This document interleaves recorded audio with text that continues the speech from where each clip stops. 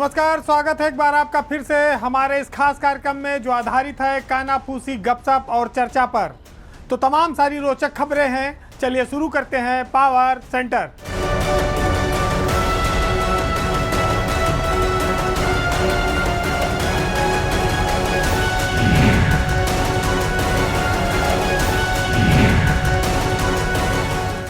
कोई भी पार्टी जब बहुत बड़ी हो जाती है तो गुटबाजी भी बहुत ज़्यादा हो जाती है उसमें।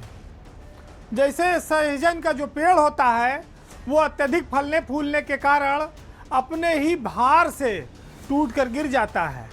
उसी तरह से जब गुटबाजी ज़्यादा हो जाती है तो फिर वो अपनी ही पार्टी को नुकसान पहुंचाने लगती है।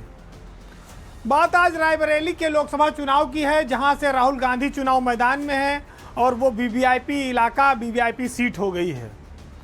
लेकिन भाजपा के लिए राहुल गांधी से लड़ने से पहले आंतरिक चुनौती उसका सामना कर रही है, उसका इंतजार कर रही है, क्योंकि गुटबाजी ज़्यादा हो गई है। एक ज़माना था जब इस गुटबाजी ने कांग्रेस को बड़ा नुकसान पहुंचाया, ख़त्म कर दिया। उसी गुटबाजी की वजह से आज भाजपा में एक विधायक ने लिखा कि वसूलों से समझौता नहीं होगा, यानी कि जो प्रत्याशी हैं भाजपा के दिनेश सिंह, उनके साथ वो मन से काम नहीं करेंगी। तो दिनेश सिंह राहुल गांधी के सामने लोकसभा का चुनाव लड़ रहे हैं। उनके लिए केंद्रीय गृह मंत्री, प्रधानमंत्री, कई सारे लोग सभा कर चुके हैं। लेकिन भाजपा में रायबरेली में गुटबाजी खत्म नहीं हुई, वो साफ दिखाई पड़ रही है।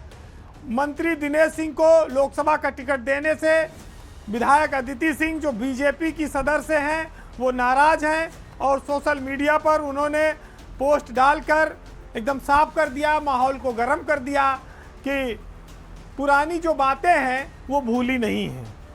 हालांकि दिनेश सिंह अदिति के इस सोशल मीडिया पोस्ट पर तो कुछ नहीं बोले, लेकिन उनके बेटे पीयूष सिंह ने अदिति सिंह को जवाब दिया है और रामकाज में वसूलों की बात करने वालों को उन्होंने कहा कि उनकी कोई परवाह नहीं करती। रायबरेली अमेठी को कांग्रेस के गढ़ के तौर पर देखा जाता रहा। ज़्यादातर नेता कांग्रेस की जो छाता था उसके तले ही पले बढ़े, आगे गए। दिनेश सिंह भी उसी में से हैं। लेकिन उसके पहले अदिति सिंह और उनके पिता अखिलेश सिंह। अखिलेश कांग्रेस से विधायक रहे, कई बार दबंग और बाहुबली नेता के तौर पर उनकी पहचान रही। दिनेश सिंह से उनका हमेशा 36 का आंकड़ा रहा। अदिति सिंह ने कांग्रेस में रहते हुए भाजपा को और योगी आदित्यनाथ को सपोर्ट किया। अखिलेश से पुरानी अदावत थी दिनेश की, उसके बावजूद अदिति ने बीजेपी में शामिल हुई और उसके टिकट पर वो विधायक बनी। अदिति सिंह को भाजपा के समर्थन की कीमत पंजाब में चुकानी पड़ी, जहां उनके पति अंगद सिंह कांग्रेस से विधायक थे और कांग्रेस के साथ रायबरेली में धोखा करने पर पंजाब में उनके पति का टिकट काटा गया। इसका दर्द अदिति सिंह को जरूर होगा। इस चुनाव में भाजपा में बहुत ज़्यादा गुटबाजी देखने को मिली। हर कोई एक दूसरे को मनाने में लगा है। मनोज पांडे को मनाने के लिए डिप्टी सीएम ब्रजेश पाठक उनके घर गए। दिनेश सिंह के साथ वो भी सहज नहीं थे। गृह मंत्री उनके घर गए, हालांकि अब वो भाजपा में शामिल हो गए। लेकिन इसी बीच अदिति सिंह रायबरेली छोड़कर अंबेडकर नगर में भाजपा प्रत्याशी की प्रचार प्रसार में लग गई। तो ये साफ है कि ये जो आंतरिक लड़ाई है, इसका सीधा फायदा राहुल गांधी को रायबरेली में मिलेगा।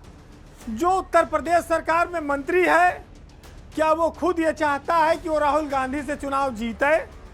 क्या वो खुद बहुत मजबूती से लड़ रहा है, या पार्टी का निर्देश है तो वो चुनाव लड़ना है? तो दिनेश सिंह तो शहीद होने की स्थिति में है भाजपा की नज़र में। शहीद होकर भी वो मंत्री पद पर कायम रह सकते हैं। अदिति सिंह के लिए आगे रास्ते में कांटे वो बिछा सकते हैं। बात अब फिर बेबाक और चर्चित नेता दबंग बृजभूषण शरण सिंह की, जिनका दबदबा हमेशा कायम रहेगा। अब वो सांसद का टिकट तो पाए नहीं है, अब वो मार्गदर्शक मंडल की ओर बढ़ रहे हैं। हालांकि वो अपने आप को बूढ़ा भी नहीं मानते। चुनाव में टिकट भले कट गया, लेकिन उनके बयान अभी भी तीर की तरह चल रहे हैं, गोली की तरह उनके बयान चल रहे हैं। महिला पहलवानों के यौन शोषण के आरोप में वो घिरे हुए हैं, लेकिन उनके बयान लगातार चर्चा में रहते हैं। उनके बयानों से लगता है कि वो बगावती तेवर भी अपना सकते हैं। बृजभूषण अपने बेटे के लिए पूरा फ्रंट फुट पर आकर बैटिंग कर रहे हैं। 6 बार का ये सांसद मार्गदर्शक मंडल में जाने को तैयार नहीं है। चुनाव में प्रचार वो धुआंधार और दबंगई से कर रहे हैं, और कई मौकों पर वो प्रदेश सरकार की नीतियों की खुलेआम आलोचना भी करते हैं। तो आप इसे बृजभूषण की हिम्मत कहेंगे, या उनका बेबाक अंदाज मानेंगे, या दिल्ली का आशीर्वाद कि वो उत्तर प्रदेश में उस बुलडोजर नीति के खिलाफ लगातार मंच से भाषण देते हैं, जिसके लिए दिल्ली से लेकर देश भर के तमाम बीजेपी के बड़े नेता उदाहरण देते हैं, सराहना करते हैं। बृजभूषण के बयानों से साफ है कि उनका विश्वास लखनऊ नहीं, दिल्ली पर ज़्यादा है। मुसलमानों के मामले में भी बृजभूषण ये साफ करते हैं कि उनका डीएनए एक जैसा है। टिकट कटने के बाद बृजभूषण शरण सिंह अब खुद को छुट्टा सांड मानते हैं। हालांकि देखिए, सांड से उत्तर प्रदेश में किसानों को बड़ी परेशानी है। सांड खेत चरने के अलावा लोगों को मारने का भी एक बड़ा मुद्दा है। उनके बयान ज़्यादातर खलबली मचाने वाले होते हैं, और उनका इशारा एकदम साफ रहता है कि वो दिल्ली को ही अपना सब कुछ नेता मानते हैं। हालांकि बृजभूषण के बेटे के लिए उत्तर प्रदेश की बीजेपी चुनाव में लगी हुई है।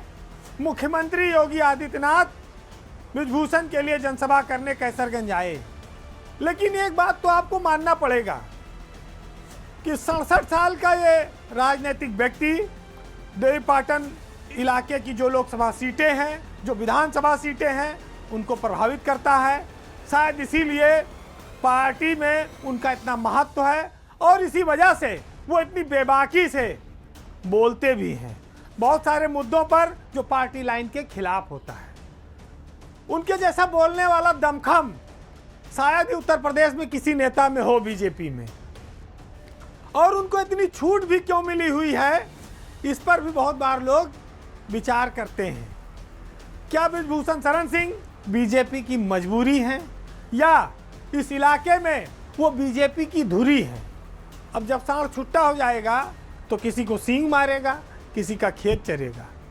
हालांकि सियासत में संभावनाएं कभी खत्म नहीं होती, क्योंकि बीजेपी में 75 साल तक का रूल है। तो बृजभूषण शरण सिंह आगे पलटकर आ सकते हैं, लेकिन प्रदेश सरकार पर जो बुलडोजर से घर गिराने को लेकर वो आलोचना करते हैं, उसको बहुत सारे लोग सही नहीं मानते हैं। सुरेश्वर सिंह ने बृजभूषण को ललकारा है एक तरह से, और ये कहा है कि उनकी जबान काबू में नहीं रहती है। एक ज़माने में आपने देखा होगा कि वरुण गांधी भी बीजेपी के लिए खुलेआम बोलते थे। उनका भी टिकट कट गया। उनकी माताजी को हालांकि टिकट मिला हुआ है। बृजभूषण ने तो केंद्र सरकार की नीतियों को उतनी कभी आलोचना नहीं की, लेकिन पहलवानों वाले चक्कर में उनका टिकट कट गया। यूपी से उनका टिकट कट नहीं सकता, जुड़ नहीं सकता, इसलिए उनको यूपी में बुलडोजर से घर गिराने पर आपत्ति है। मुसलमानों को के खिलाफ बोलने पर भी वो आपत्ति करते हैं। तो वो बहुत सारे मीडिया चैनलों पर खुलेआम बोल भी रहे हैं, जिसको अच्छा लगे और जो बुरा मानना हो माने। बड़ी पार्टियों में अनुशासन के नाम पर लोगों को सब कुछ बर्दाश्त करना पड़ता है, और शायद यही वजह है कि बृजभूषण को भी बीजेपी की सियासत में लंबे वक्त से बर्दाश्त किया जा रहा है। बाहुबली और दबंग नेताओं की कड़ी में अब बात जौनपुर लोकसभा चुनाव की। Jaunpur Lok Sabha seat hot seat इसलिए बन गई कि धनंजय सिंह ने वहां से चुनाव लड़ने का ऐलान किया। लेकिन भाजपा के सहयोगी दल से टिकट नहीं मिला, बीजेपी ने कैंडिडेट उतार दिया। वो फिर भी नहीं माने तो फिर एक मुकदमे में उनको जेल हो गई। वो फिर भी नहीं माने, उन्होंने अपनी पत्नी के चुनाव लड़ने का ऐलान किया और बसपा से टिकट दिला दिया। फिर वो नामांकन भी श्रीकला धनंजय सिंह ने कर दिया बसपा से, और उसी बात पर उनकी जेल भी बदल दी गई, उनको जौनपुर से बरेली भेज दिया गया। हालांकि बरेली में एक ही रात गुजरी थी और धनंजय सिंह को हाई कोर्ट से जमानत मिल गई। धनंजय के तेवर तब भी कड़े थे, नामांकन हो चुका था, लेकिन ये कहानी अभी क्लाइमैक्स पर नहीं पहुंची थी, अभी इसमें रोचकता बाकी थी। जो रास्ते भर धनंजय सिंह का बरेली से लेकर जौनपुर तक स्वागत हुआ और जो उनके तेवर थे, वो जौनपुर में जाने के बाद कहानी पलटने लगी। वो जो रोचकता लिए हुए कहानी थी कि एक भीषण संघर्ष लोकसभा के चुनाव में देखने को मिलेगा, वो नामांकन के आखिरी दिन धनंजय सिंह ने कहा कि मेरा टिकट कट गया। उन्होंने टिकट लौटा दिया और मायावती रातों रात हतप्रभ रह गई कि अब टिकट किसको दिया जाए। आखिरी वक्त में वर्तमान सांसद यादव जी को फिर से मायावती ढूंढ के लाई, तो धनंजय सिंह जेल गए, फिर मेल हो गया और पत्नी ने भी चुनाव लड़ने से मना कर दिया और उसके बाद भाजपा का समर्थन भी कर दिया। जो उनकी तैयारियां थी, चुनाव लड़ने का जो ऐलान था, वो माहौल अब अचानक से पलट गया है। अब लड़ाई वहां पर मायावती ने एक यादव को टिकट देकर सीधे सीधे त्रिकोणीय कर दी है। लेकिन इतनी आसानी से ये मामला निपटा कैसे?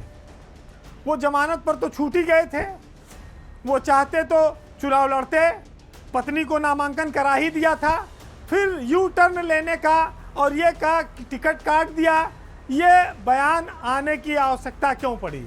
चर्चा इस बात की है कि धनंजय सिंह उत्तर प्रदेश में सरकार के कामकाज से संतुष्ट हैं। मुख्यमंत्री योगी आदित्यनाथ की सरकार में ही उनकी पत्नी जिला पंचायत की अध्यक्ष बनी।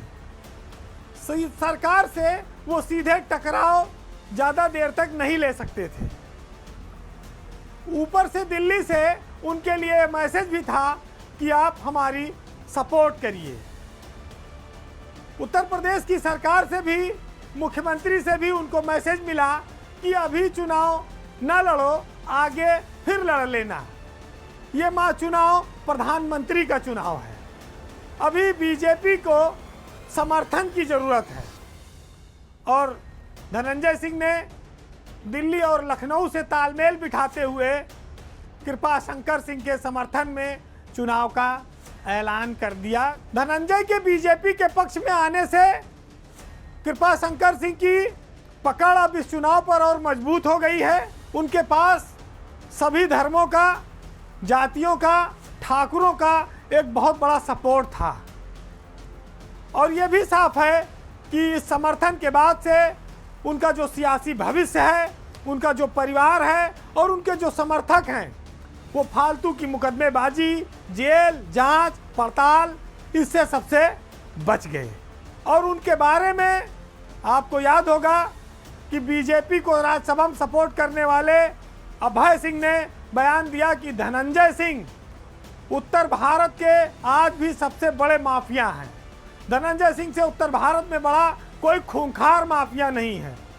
और अभय सिंह ने बयान दिया, जो खुद एक खूंखार जिनकी छवि है, वो दूसरा एक खूंखार ने दूसरे को सबसे बड़ा खूंखार बताया। तो इससे साफ है कि धनंजय सिंह से तो दूरी रखी बीजेपी ने, लेकिन उनकी पत्नी को अपने साथ मिलाया, शामिल किया, उनका समर्थन लिया। तो सांप भी मर जाए, लाठी भी ना टूटे। भाजपा इस चुनाव में एक एक करके चुन चुन कर गोट रख रही है और धनंजय सिंह ने भी बुद्धिमानी का परिचय देकर वो भविष्य की स्थितियों को भांप लिया कि आगे चुनाव लड़ने से क्या नुकसान हो सकता है। सियासी लोग और चतुर लोग ये जानते हैं कि जब खड़े रहोगे, जेल से बाहर रहोगे, ताकत में रहोगे, सरकार का सपोर्ट रहेगा, तब आपका सिक्का चलता रहेगा। और धनंजय सिंह ने उसी ट्रिक को अपनाया है। पावर सेंटर में बात अब एक और इलाकाई छत्रप की। हालांकि वो अपनी पार्टी बना चुके हैं, राष्ट्रीय अध्यक्ष हैं, लेकिन उनकी छवि लोगों ने हमेशा एक दबंग नेता के तौर पर देखी। वो सियासत के ग्लैमराइज नेता भी हैं और अपने इलाके पर उनकी विशेष पकड़ है। बात लोकसभा चुनाव की जब होती है और प्रतापगढ़, कुंडा, कौशाम्बी की आती है, तो राजा भैया का आना उसमें स्वाभाविक हो जाता है। राजा भैया सियासत में इन दिनों इतने महत्वपूर्ण हो गए हैं 5वें चरण के चुनाव में कि हर दल को उनकी ज़रूरत पड़ रही है। राजा का जो प्रभाव है और जो उनकी भूमिका है, उसके चलते वो इन दिनों राजनीतिक दलों के लिए बेहद महत्व रखते हैं, सम्मानित हो गए हैं। रघुराज प्रताप सिंह राजा भैया लोकसभा के चुनाव में प्रतापगढ़ और कौशाम्बी 2 लोकसभा सीटों पर सीधा प्रभाव रखते हैं और जहां एक एक सीट महत्वपूर्ण हो, वहां 2 सीटें तो बहुत मायने रखती हैं। भाजपा राजा को अपने पाले में लाने की भरसक कोशिश कर रही है, तो समाजवादी पार्टी भी राजा से समर्थन की उम्मीद लगाए हुए है। हालांकि उन्होंने अपना जो स्टैंड है वो क्लियर कर दिया है, लेकिन हम थोड़ा पीछे से शुरू करते हैं कि राज्यसभा का जो चुनाव हुआ उसमें राजा भैया ने खुलकर बीजेपी का समर्थन किया। उसके बाद फिर लोकसभा का चुनाव आया और जब चुनाव आया तो ये माना गया कि लोकसभा में जैसे राजा 2019 में 2 सीटों पर लड़े थे, प्रतापगढ़ और कौशाम्बी में इस बार फिर लड़ेंगे। लेकिन इस बार ये बात आई कि उनका गठबंधन समाजवादी पार्टी से हो सकता है। इसको लेकर काफ़ी चर्चाएं चली, लेकिन राजा भैया की अखिलेश यादव से कोई सीधी मुलाकात या बातचीत नहीं हो पाई। अक्षय प्रताप गोपाल जी भी इस भूमिका में थे कि कोई एक मजबूत गठबंधन बने, चाहे सपा के साथ बने चाहे भाजपा के साथ बने। लेकिन बीजेपी ने भी राजा के साथ कोई गठबंधन की रुचि नहीं दिखाई और धीरे धीरे नामांकन की तारीख बीत गई। राजा चाहते तो चुनाव लड़ा सकते थे, लेकिन पिछली लोकसभा की जो स्थितियां थी वो अकेले लड़ने पर वो चुनाव में सिर्फ किसी को हरा सकते थे, खुद जीतने की स्थिति में नहीं थे। लिहाजा उन्होंने लोकसभा का चुनाव लड़ने से अच्छा अपने समर्थकों को फ्री करना उचित समझा। यहीं पर बीजेपी को थोड़ी संभावना दिख गई। संभावना ये दिख गई कि अब राजा खुद चुनाव तो लड़ नहीं रहे हैं और वो हमें अगर सपोर्ट कर देंगे तो फिर हम प्रतापगढ़ में भी और कौशाम्बी में भी दोनों सीटों पर जीत लेंगे। इसके लिए ये चर्चा आई कि केंद्रीय गृह मंत्री ने राजा भैया से जाकर बेंगलौर में मुलाकात की है और उन्होंने कहा कि भाई हमको सपोर्ट कीजिए, हमें आपकी ज़रूरत है। 5 तारीख को बेंगलौर में ये मुलाकात हुई मई महीने में, लेकिन उसके बाद भी बात बनी नहीं। राजा भैया 6 बार से विधायक हैं। जब से पार्टी उन्होंने बनाई वो 2 विधायक जिताते भी हैं, एक एमएलसी भी उन्होंने जिताया गोपाल जी को। जब लोकसभा का चुनाव आया तो राजा की पूरी इच्छा थी कि पार्टी लड़े और आगे बढ़े, क्योंकि पार्टी का विस्तार करना है। कौशाम्बी और प्रतापगढ़ में क्षत्रिय समाज के लोग राजा की ओर देखने लगे कि इशारा किधर हो।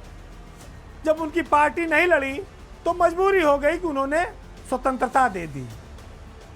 बीजेपी के लिए ये बड़ा कठिन मौका है, क्योंकि बिना राजा के सहारे कौशाम्बी और प्रतापगढ़ में वो जीतना तो दूर, खड़ा होने की भी बहुत ज़्यादा उम्मीद नहीं कर सकती, क्योंकि 1.5-2 लाख वोट तो कौशाम्बी में उनके पास मैनेजमेंट का है और हर मौके पर राजा ने भाजपा का साथ दिया, हर मौके पर मदद करते आए। लेकिन जब एमएलसी की सीट का चुनाव हुआ था तो राजा के खिलाफ बीजेपी ने कैंडिडेट लड़ाया था। गोपाल जी बीजेपी से चुनाव लड़कर जीते थे एमएलसी का। अब उत्तर प्रदेश में बीजेपी के सामने मौका था कि अगर राजा को एक सीट दे देती तो क्षत्रिय समाज को एक अच्छा मैसेज भी दे सकती थी। क्षत्रिय समाज की कुछ नाराजगी की बात भी चर्चा चली रही लगातार। तो नफा और नुकसान किसका रहा? एक चर्चा ये भी आई कि अगर राजा भैया भाजपा को सपोर्ट कर देंगे तो हो सकता है कि चुनाव के बाद जब योगी आदित्यनाथ की सरकार का मंत्रिमंडल विस्तार हो तो वो कैबिनेट मंत्री बने। लेकिन अगर कैबिनेट मंत्री बनना होता तो फिर वो अपने समर्थकों को आज़ाद न करते, फिर वो समर्थन का ऐलान करते। तो इससे तो एक चीज़ साफ है कि भाजपा ने उन्हें सहयोगी दल भी नहीं बनाया, उनसे कोई गठबंधन नहीं किया। समर्थन मांगा जरूर था लेकिन समर्थन हुआ नहीं, और भाजपा से मंत्री पद को लेकर अभी उनकी कोई डील भी नहीं हुई है। तो ये जो चुनाव है ये भाजपा के लिए 5वें चरण में अगर आप देखेंगे तो खाली एक सीट थी 14 में से जो कांग्रेस जीती थी, बाकी सब बीजेपी की थी। लेकिन राजा के इस बार सपोर्ट ना मिलने से बीजेपी की हालत पतली हो गई है।